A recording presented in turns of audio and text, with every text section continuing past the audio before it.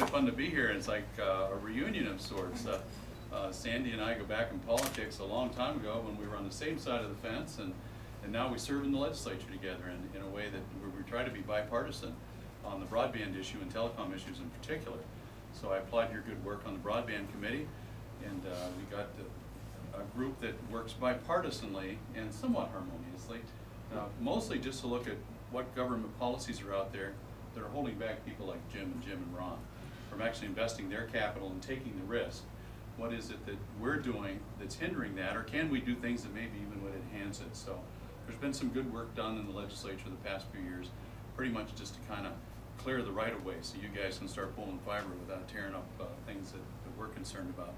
As far as Eagan goes, I had a good time comparing notes with Mayor McGuire, and I see you keep Tom Hedges around now for 30-some years, so he must be doing something right, or else he has the goods on somebody, I'm not sure what. But when we lived here, we got to be friends and acquaintances with Tom, and it is a great town. When I moved to Shakopee 20-some years ago, it was fun to see Shakopee develop just like Eagan has done, a couple of very great towns, and we had a little issue that came up here on the floor last week, 2 weeks ago. This broadband thing that we're really concerned about and the way technology is unfolding has put us at odds with a piece of legislation that some of us have been fighting against for several years. Tucked in the middle of Chapter 283 in the middle of the night is what we call the Cable Monopoly Franchise Bill. And some of us have been trying to undo that so that people like Ron and Jim can actually pull high-speed fiber at their own expense without having to run afoul of a lawsuit from the cable company.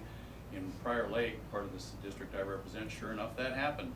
Integra stepped up and MediaCom was all over them like flies on you-know-what.